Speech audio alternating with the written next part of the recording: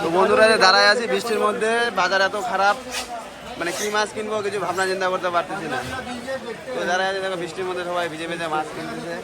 আর এই যে আমার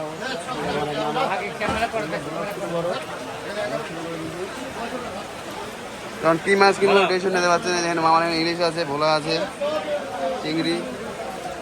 আমি এখান থেকে রুই নেবো ভাবতেছি অল্প। আমি কি যে করি, যে বৃষ্টি। বলা আছে মাছ নিলা?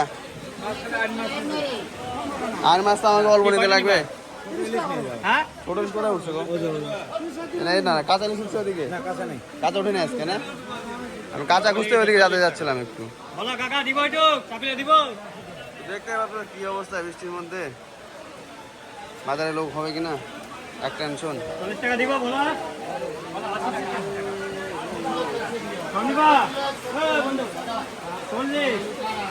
আগে দামটা বলো তারপর